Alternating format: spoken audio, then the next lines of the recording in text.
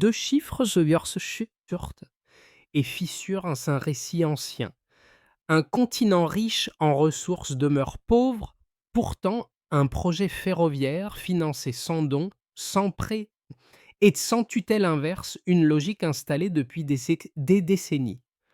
Que signifie ce basculement pour ceux qui vivent au Sahel et pourquoi l'initiative associée à Ibrahim Traoré oblige-t-elle à repenser l'idée même d'indépendance économique? Un horizon, bref mais réel, s'entr'ouvre. Pour comprendre la suite, il faut d'abord préciser la promesse du récit et les enjeux concrets du projet sahélien. L'intérêt principal pour le spectateur est de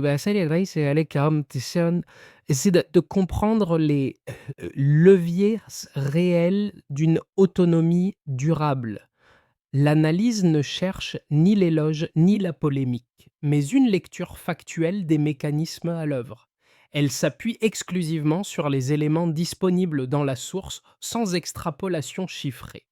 Le pari posé est simple, suivre comment une infrastructure pensée pour connecter et non extraire reconfigure des marges de manœuvre politiques. Dans un environnement géopolitique saturé de contraintes, à chaque choix élevé, de financement devient un signal stratégique. C'est ici que l'initiative portée par des dirigeants comme Ibrahim Traoré prend tout son relief. Sans prêteurs internationaux, sans conditionnalités externes, le projet oblige à reconsidérer les rapports de dépendance hérités. Mais la question demeure ouverte et elle engage directement le spectateur. Si trois États enclavés parviennent à financer seuls un système aussi structurant, qu'est-ce que cela change aux équilibres régionaux? La réponse ne sera ni immédiate ni abstraite. Elle se construira en observant des effets progressifs sur les territoires, les acteurs économiques et les populations. C'est cette trajectoire entre promesses à risque maîtrisé que la suite du récit va examiner pas à pas. Avril 2025 marque une rupture nette dans la chronologie sahélienne. Trois États annoncent simultanément une ligne ferroviaire financée exclusivement par leurs propres ressources, sans prêt du FMI ni de la Banque mondiale. Ce signal temporel n'est pas anodin. Il fixe un point d'observation précis à partir duquel la logique dominante commence à se déplacer.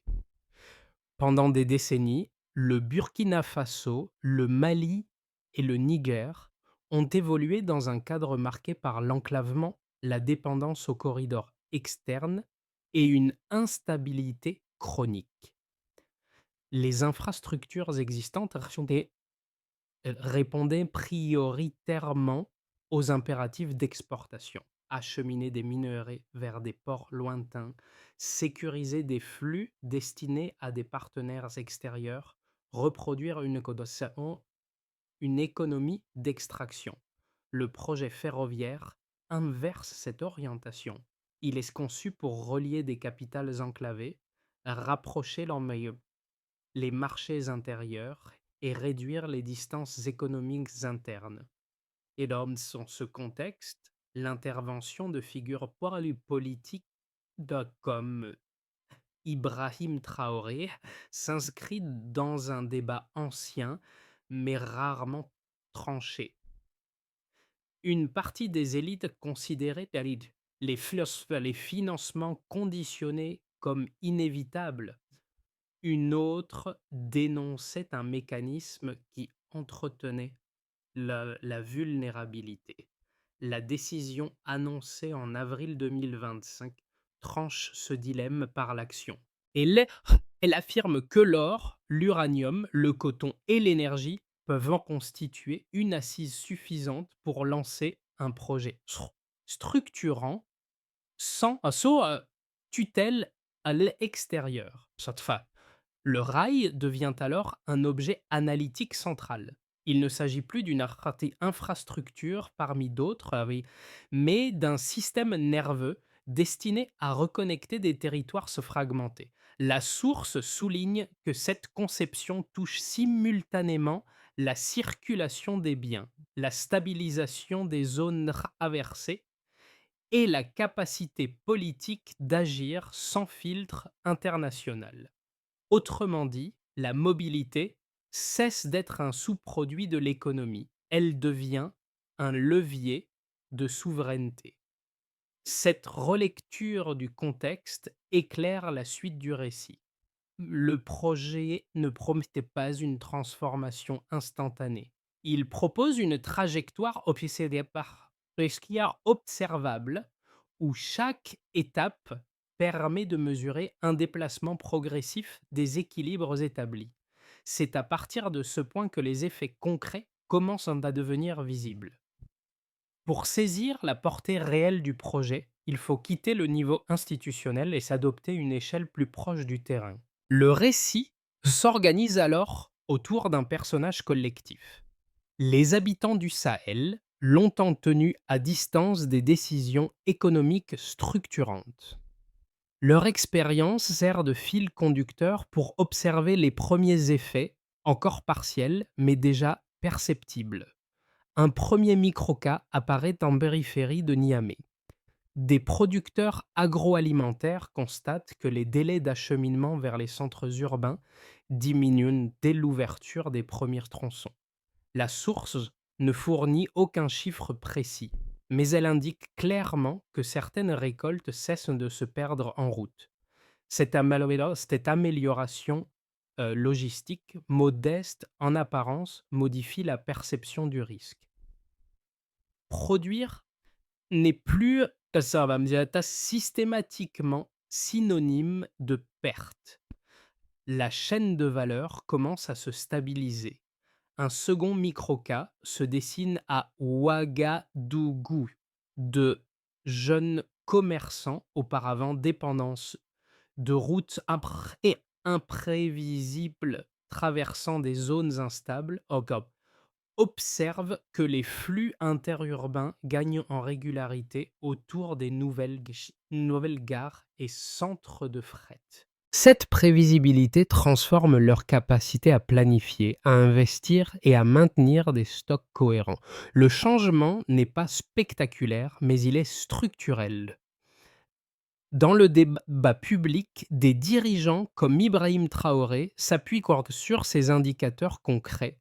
Ils ne servent pas à proclamer un succès définitif, mais à démontrer que l'autofinancement peut produire des effets tangibles avant même l'achèvement complet du réseau. Ces premiers signaux déplacent la question centrale. Le rail n'est plus une promesse abstraite. Il devient un test observable de souveraineté en construction. Et c'est qu'avant cette décision, le schéma était largement prévisible. Les grandes infrastructures sahéliennes naissaient presque toujours sous l'impulsion de bailleurs extérieurs, avec des calendriers dictés de l'extérieur et des priorités souvent éloignées des besoins internes. Après l'annonce d'avril 2025, la logique bascule. 3 capitales alignent publiquement leurs priorités et affirment qu'un projet entièrement financé de l'intérieur peut devenir la colonne vertébrale d'un nouvel espace économique. Ce passage du avant au après constitue l'acte déclencheur. La phase de montée s'enclenche immédiatement. Des équipes techniques sont mobilisées pour identifier les tracés ferroviaires prioritaires. Le choix c'est stratégique. Privilégier les zones agricoles, minières et industrielles capables d'alimenter des marchés intérieurs, plutôt que de reproduire les anciens axes d'exportation orientés vers des ports étrangers. À Ouagadougou, Bamako et Niamey, des réunions successives redessinent les nœuds logistiques, les projets de gare de fret, les systèmes de signalisation numérique et les connexions interurbaines sont pensées comme un ensemble cohérent.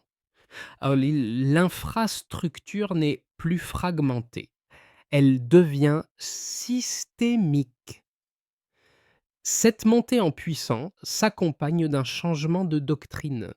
Les entreprises locales, jusque-là cantonnées à des travaux secondaires, sont intégrées en premier chantier. Des brigades d'ingénieurs et se circulent entre les capitales afin d'harmoniser les standards techniques et de réduire les écarts structurels entre segments nationaux. Ce travail de normalisation est lent mais décisif. Il conditionne la continuité future du réseau. Dans les discours officiels, Ibrahim Traoré insiste sur cette cohérence d'ensemble, soulignant qu'une souveraineté logistique ne peut exister sans compatibilité technique entre territoires. L'inflexion survient lorsque les premiers tronçons commencent à relier concrètement les bassins de production aux zones urbaines. Ce moment marque le passage du projet théorique à la mécanique opérationnelle. Les producteurs agricoles observent une diminution des pertes post-récolte évoquée dans la source comme un obstacle majeur à la croissance locale. Les commerçants réévaluent leur chaîne d'approvisionnement car les trajets auparavant irréguliers deviennent plus prévisibles. Même sans volume massif, ces changements modifient déjà douter que la manière dont les acteurs calculent le coût du transport et la valeur de la proximité économique. Les effets s'enchaînent alors par cercles successifs. Les marchés urbains augmentent leur capacité d'absorption. Les petites entreprises trouvent même plus facilement des débouchés régionaux. Les industries émergentes perçoivent la continuité ferroviaire comme un levier de stabilisation de leurs approvisionnements. Sur le plan institutionnel, la création d'une banque d'investissement régionale s'impose comme un pilier central. Conçue pour verrouiller l'autonomie financière du projet, elle empêche un retour vers des circuits anciens fondés sur des prêts conditionnés. À ce stade, le projet cesse définitivement d'être un symbole. Il devient une dynamique cumulative où chaque étape renforce la suivante. Les territoires enclavés commencent à se percevoir autrement. Et derrière cette succession d'événements, une question persiste, désormais impossible à ignorer. Qui contrôle réellement la trajectoire logistique et économique du Sahel lorsque l'infrastructure est pensée pour connecter plutôt que pour extraire? Le point de départ s'est bien identifié. Pendant des décennies, les économies sahéliennes fonctionnaient avec des délais de transport longs, imprévisibles et coûteux, aggravés par l'enclavement géographique et l'insécurité. Le déplacement observé ne se mesure pas encore en volume massif, mais en changement de rythme, de coordination et de pertes évitées. Le premier repère mesurable est temporel. Avril 2025 constitue une date pivot.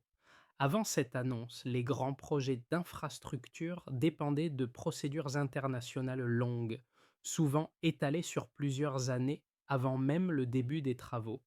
Après cette date, la source décrit une accélération nette des séquences décisionnelles. Les gouvernements coordonnent leurs actions sans attendre des validations externes.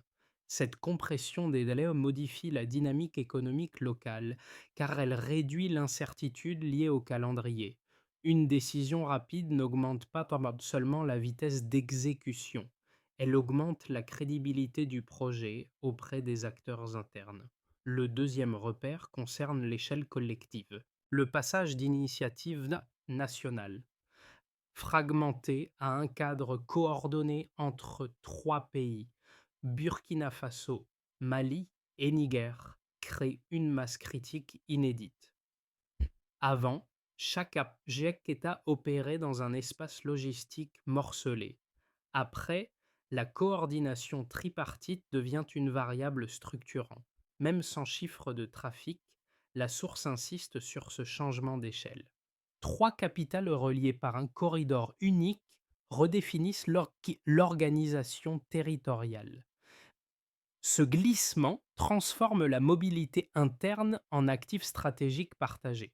Un troisième indicateur, plus directement économique, apparaît dans la réduction qualitative des pertes agricoles. La source ne fournit aucun pourcentage, mais elle souligne que, dès l'ouverture de certains tronçons, une partie des récoltes cesse de se détériorer avant d'atteindre les marchés urbains. Cette amélioration est essentielle. Moins de pertes signifie une valeur économique accrue à production constante. En termes simples, le rendement effectif augmente sans modification des volumes cultivés. Cette amélioration agit comme un signal de stabilisation logistique pour les producteurs. Un quatrième élément concerne la coordination institutionnelle. La création d'une banque d'investissement régionale constitue un marqueur structurel. Avant, le financement dépendait de circuits extérieurs assortis de conditions. Après, les décisions financières sont internalisées. Même sans montant détaillé, le changement de gouvernance est mesurable dans ses effets.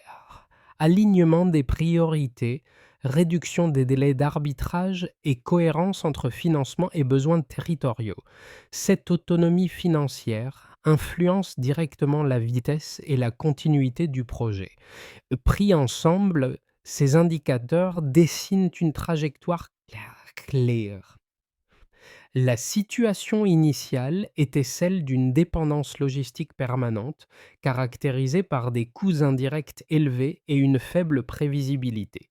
Le mouvement en cours correspond à une mobilité plus fluide, une coordination renforcée et une réduction progressive des pertes économiques. Les coûts de transport, bien que non chiffrés dans la source, suivent logiquement une tendance à la baisse relative dès lors que les trajets deviennent plus directs et plus réguliers. Dans les discours politiques, Ibrahim Traoré s'appuie sur ces éléments pour étayer une démonstration pragmatique. Il ne s'agit pas de proclamer une réussite définitive, mais de montrer que des repères fondamentaux, délais, pertes, coordination, autonomie financière, ont déjà commencé à évoluer. Cette lecture, volontairement prudente, prépare la suite du raisonnement. La question n'est donc plus de savoir si le changement existe. Elle devient: jusqu'où cette dynamique peut-elle s'étendre sans soutien extérieur? Deux lectures opposées s'affrontent souvent lorsqu'il est question d'aide internationale. La première repose sur une logique de sécurité financière. Selon cette position, aucun projet d'infrastructure d'envergure ne peut aboutir durablement sans capitaux extérieurs, garanties multilatérales et supervision technique internationale. Les États enclavés du Sahel seraient exposés à des risques excessifs s'ils agissaient seuls. Dérives budgétaires, rupture de chantier, instabilité politique. Dans cette lecture, les prix conditionnés offriraient une forme d'assurance imposant des cadres de gouvernance et des normes censées protéger l'investissement mais à long terme. L'absence d'acteurs internationaux serait donc synonyme de fragilité structurelle. La seconde met en garde contre les effets de la dépendance prolongée. Ses défenseurs estiment que les financements conditionnés ne sont jamais neutres. Les clauses associées orientent les priorités nationales, ralentissent les décisions souveraines et enferment les pays dans un cycle de vulnérabilité. La source évoque explicitement cette critique, certains acteurs qualifiant l'aide internationale de mécanisme qui entretient la pauvreté, plutôt qu'il ne la réduit. Mais dans cette perspective, se financer soi-même n'est pas un refus idéologique, mais une stratégie visant à reprendre le contrôle du calendrier, des ressources et des jouets politiques. La réponse issue de l'expérience sahélienne ne nie aucun de ces deux cadres. Elle les met à l'épreuve des faits. Le projet ferroviaire n'est pas présenté comme une rupture symbolique, mais comme une décision structurelle fondée sur des ressources identifiées. Et or, uranium, coton et énergie. La création d'une banque d'investissement régionale constitue ici un contre-argument institutionnel central. Elle remplace les circuits traditionnels sans en reproduire les dépendances, tout en assurant une coordination financière entre les États concernés. La source montre que cette alternative fonctionne déjà comme un moteur de synchronisation. Décisions de calendrier sont accélérées, les priorités territoriales alignées et les chantiers coordonnés, sans attendre des validations externes. Dans les prises de parole publiques, Ibrahim Traoré et d'autres dirigeants insistent sur ce point précis. L'autonomie n'élimine pas le risque, elle le reconfigure en le rendant maîtrisable de l'intérieur. Ainsi, ces deux visions restreignent rationnelles. Mais dans ce cas précis, la trajectoire sahélienne démontre qu'un modèle autonome peut exister sans s'effondrer sous son propre poids. La question qui demeure n'est donc plus théorique, elle devient empirique. Ce modèle peut-il se maintenir et s'élargir dans le temps? La bascule est désormais structurelle. À ce stade du récit, le projet cesse d'être analysé uniquement comme une infrastructure économique. Il révèle une transformation plus profonde, la reprise de contrôle territorial par l'infrastructure elle-même. La source indique que le tracé ferroviaire traverse des zones agricoles, minières et industrielles longtemps fragmentées par l'instabilité. Chaque gare, chaque segment opérationnel agit comme un point fixe dans des espaces auparavant discontinus. Le rail ne se contente plus de transporter des biens, il matérialise une présence étatique durable. Ce changement de fonction modifie l'équilibre entre économie, sécurité et pouvoir. Dans les zones où l'État intervenait de manière sporadique, l'installation d'équipements chaque technique et de personnel spécialisé crée une continuité administrative. La mobilité devient alors un outil de stabilisation. Ce n'est pas un effet immédiat, ni spectaculaire, mais une recomposition progressive des rapports de force locaux. Dans ce contexte, là, c'est les discours de dirigeants comme Ibrahim Traoré prennent un sens différent. Il ne s'appuie plus seulement sur des promesses économiques, mais sur une réalité observable. Une infrastructure conçue pour connecter redéfinit aussi la manière dont un territoire est gouverné. La souveraineté cesse d'être une abstraction juridique. Mais attends, elle s'incarne dans la capacité à circuler, à coordonner et à sécuriser. Ce point médian marque donc un glissement décisif. Le rail ne soutient plus l'État, il commence à le reconfigurer. Les effets du projet deviennent lisibles lorsqu'on observe leurs répercussions différenciées sur les principaux acteurs. La source permet d'identifier quatre groupes pour lesquels les conséquences sont déjà perceptibles, même si elles restent incomplètes. Pour les États, la première transformation est institutionnelle. Le corridor ferroviaire crée un maillage continu là où l'action publique était fragmentée. Les gares telles les gares, les centres de signalisation et les équipes techniques matérialisent en fait une présence administrative durable dans des zones stratégiques. Cette continuité renforce la capacité de coordination entre Ouagadougou, Bamako et Niamey. Le contrôle de la mobilité interne devient un levier de décision politique. Dans ce cadre, Ibrahim Traoré insiste sur une idée simple: maîtriser les déplacements, c'était élargir l'horizon de décision souveraine. L'infrastructure Ravassia agit ainsi comme un multiplicateur de capacités étatiques. Pour les entreprises locales, le changement est principalement logistique. La source souligne que la régularité accrue des flux réduit la dépendance en routes imprévisibles. Les SAS go petites et moyennes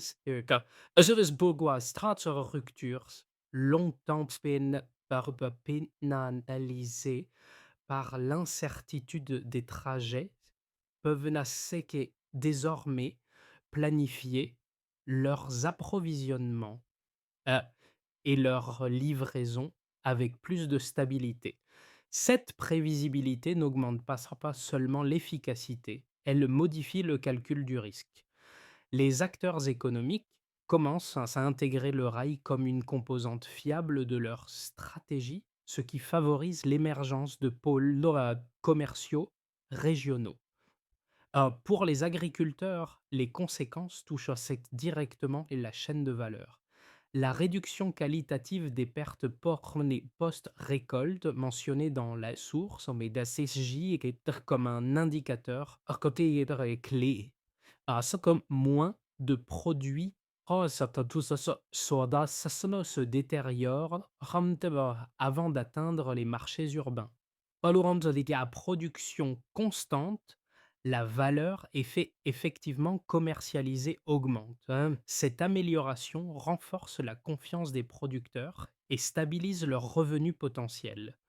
Le rail n'augmente pas encore les volumes, mais il sécurise l'existant. Ce simple déplacement suffit à transformer la perception de l'effort agricole.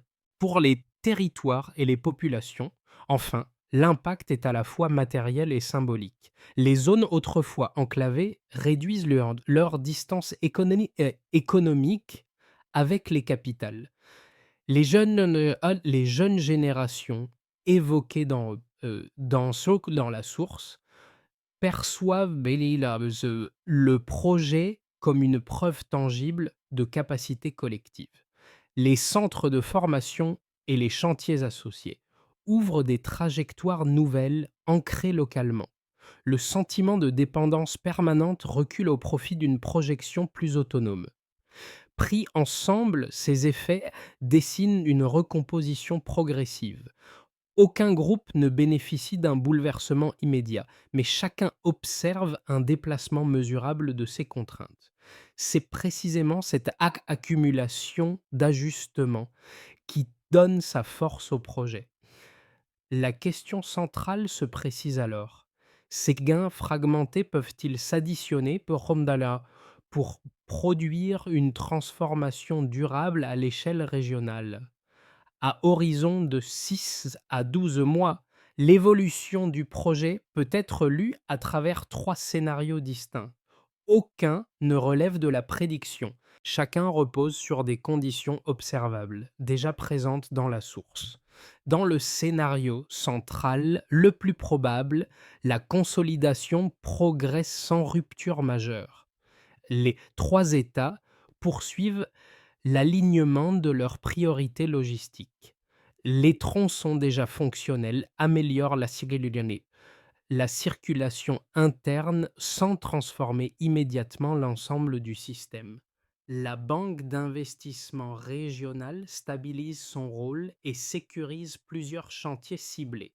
Les marchés urbains gagnent en régularité, les producteurs agricoles renforcent leurs flux existants et les entreprises locales intègrent progressivement le rail dans leurs calculs.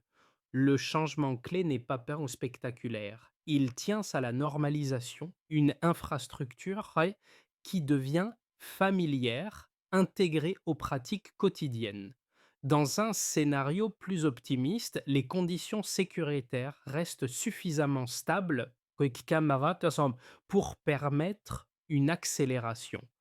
Les gares intermédiaires deviennent des pôles d'attraction pour de nouvelles activités économiques. Formation technique, logistique régionale et petites industries s'organisent autour du corridor. L'expérience sahélienne commence alors à être observée comme un prototype continental. La source évoque déjà l'intérêt potentiel d'autres pays africains. Dans ce scénario, l'autofinancement cesse d'être une exception. Il devient une référence crédible dans les débats, surtout sur le développement. Un scénario dégradé met en avant les fragilités persistantes. Des tensions politiques ou sécuritaires perturbent certains segments. La circulation ralentit sur des zones clés. Les retards ne remettent pas en cause le projet, mais ils en réduisent la portée immédiate. La pression externe augmente, cherchant à réintroduire des circuits de financement traditionnels. Dans ce contexte, la solidité institutionnelle de la banque régionale devient déterminante pour éviter un retour aux dépendances anciennes. Face à ces trajectoires possibles, une recommandation s'impose. Plutôt que d'attendre un résultat unique, il faut raisonner en conditions. Si la coordination politique se maintient, si la sécurité reste suffisante et si l'autonomie financière est préservée, alors le projet conserve sa cohérence. Dans cette équation, Ibrahim Traoré et les dirigeants sahéliens apparaissent moins comme des garants de succès que comme des gestionnaires de ces conditions. La suite dépendra moins de la vitesse que de la robustesse du cadre construit. La compréhension de ce projet évolue maintenant nettement lorsqu'on se place du point de vue du spectateur. La source montre que le chemin de fer sahélien ne relève pas seulement d'un enjeu technique ou financier. Il devient un prisme pour lire autrement les dynamiques régionales, souvent résumées à l'instabilité ou à la dépendance. Pour celles et ceux qui suivent l'actualité du Sahel, le projet agit comme un repère analytique. Il permet de déplacer le regard, de passer d'un récit centré sur les crises à une trajectoire fondée sur la capacité d'organisation interne. Le spectateur comprend que la question centrale n'est pas seulement construire une infrastructure, mais maîtriser les conditions de sa construction. Cette distinction éclaire différemment les débats sur la souveraineté et le développement. Pour un public sensible aux enjeux économiques, la démonstration est plus concrète. La source insiste sur les effets liés à la régularité des flux et à la réduction des pertes. Ces éléments, bien que décrits sans chiffres exhaustifs, montrent comment une logistique plus fiable modifie la structure des marchés locaux. Le spectateur saisit alors que la croissance ne dépend pas uniquement des volumes, mais aussi de la stabilité des circuits existants. Pour les personnes attentives aux dimensions sociales, l'impact sur les jeunes générations devient central. Les centres de formation, les chantiers techniques et les emplois associés au corridor ouvrent des perspectives ancrées dans le local et le concept. Et là, l'avenir n'est plus perçu uniquement comme une projection vers l'extérieur, mais comme un essai à construire sur place. Cette bascule psychologique, discrète mais profonde, constitue l'un des apports majeurs du projet. Enfin, le spectateur est invité à interroger ses propres cadres d'analyse. L'expérience sahélienne montre qu'un modèle alternatif peut émerger sans suivre les trajectoires dominantes. Dans de ces discours publics, Ibrahim Traoré apparaît ici moins comme un symbole que comme un révélateur d'une question plus large. Comment juger la réussite lorsqu'elle ne se conforme pas aux standards habituels? Cette partie ne livre pas de conclusion. Elle prépare un déplacement du regard. La durabilité du projet repose désormais sur une séquence d'actions clairement identifiables. La source permet de dégager une feuille de route pragmatique structurée en étapes successives sans ajouter d'objectifs non étayés. D'abord, il s'agit de verrouiller l'autonomie financière. Alors, la banque d'investissement régionale, déjà créée, doit consolider sa gouvernance. Cela implique l'unification des protocoles d'audit, la transparence des décisions et l'alignement strict des financements sur les priorités internes. Cette structure agit comme un rempart contre les pressions extérieures. Dans les vérités scientifiques, les paroles sur les prises de parole publiques, en tous les cas, Ibrahim Traoré insiste sur ce point précis. Sans contrôle financier interne, aucune souveraineté logistique ne peut durer. Ensuite, il faut stabiliser les zones traversées. Le tracé ferroviaire passe par des espaces agricoles, miniers et industriels stratégiques. La source souligne que la présence étatique y était parfois intermittente. Le déploiement de gares secondaires, de postes de maintenance et d'équipes techniques permanentes permet de créer un maillage continu. Chaque point fixe renforce la sécurité, la logistique et la continuité administrative. Puis, l'intégration des compétences locales devient décisive. Les centres de formation, écoles techniques et pôles de recherche mentionnés dans la source doivent être reliés directement d'un projet. Former conducteurs, ingénieurs et planificateurs sur place garantit que les savoir-faire restent ancrés localement. Cette étape conditionne l'indépendance technique du réseau. Enfin, la consolidation des marchés intérieurs doit suivre. Les flux agricoles, manufacturiers et commerciaux doivent être harmonisés autour du rail afin de réduire les pertes, stabiliser les circuits et renforcer l'économie domestique. Cette articulation transforme l'infrastructure en système économique complet. Je crois que pris ensemble, ces étapes ne promettent pas une réussite immédiate. Elles définissent ce qu'est une méthode pour rendre l'autonomie mesurable et durable. Le récit revient là où les premiers signes étaient apparus, au plus près des territoires et des gestes ordinaires. Les gares qui émergent en des zones longtemps isolées ne sont plus seulement des points techniques sur une carte. Elles deviennent des repères visibles d'un espace qui se recompose lentement. Chaque tronçon opérationnel, chaque flux stabilisé, chaque marché reconnecté rappelle que le changement ne surgit pas d'un coup mais s'installe par accumulation.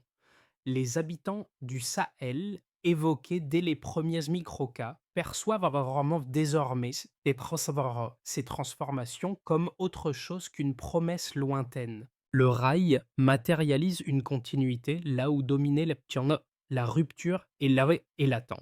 Il relie non seulement des capitales, mais aussi des trajectoires individuelles des projets économiques modestes et des attentes, tu vois, longtemps différées.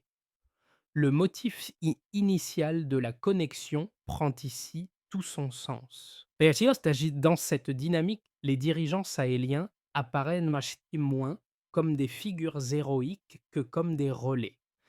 Ibrahim Traoré, en particulier, s'inscrit dans cette logique de transmission. Amplifier une capacité collective déjà présente plutôt que la créer de toutes pièces. Le pouvoir d'agir ne descend pas uniquement d'en haut, il circule avec l'infrastructure. Le récit se referme ainsi sur une idée simple. L'autonomie ne se proclame pas, elle se pratique pas à pas au rythme des usages réels. Ce parcours ne se conclut pas par une injonction, mais par une invitation. Le projet ferroviaire sahélien, tel qu'il apparaît dans la source, ne demande pas d'adhésion immédiate. Il appelle à la discussion, à la comparaison et à l'examen critique. Partager cette analyse, la confronter à d'autres expériences africaines ou à d'autres trajectoires de développement permet d'enrichir une culture du débat fondée sur les faits. À mesure que les infrastructures prennent forme, une question plus large s'impose. Comment juger une initiative lorsqu'elle s'écarte des modèles dominants, sans pour autant s'y opposer frontalement? Observer, questionner et contextualiser deviennent alors des gestes civiques. Les échanges publics qu'ils portent sur l'actualité du Burkina Faso, sur les discours de responsables comme Ibrahim Traoré ou sur les mécanismes d'autofinancement participent à cette mise en perspective collective. Le dialogue n'est pas un prolongement secondaire du projet, et il en est l'une des conditions de maturation. Chacun peut contribuer à cette réflexion en poursuivant la discussion, en croisant les points de vue et en gardant une exigence de rigueur. La question demeure ouverte. Donc que choisissons-nous de soutenir lorsque l'autonomie devient une option concrète?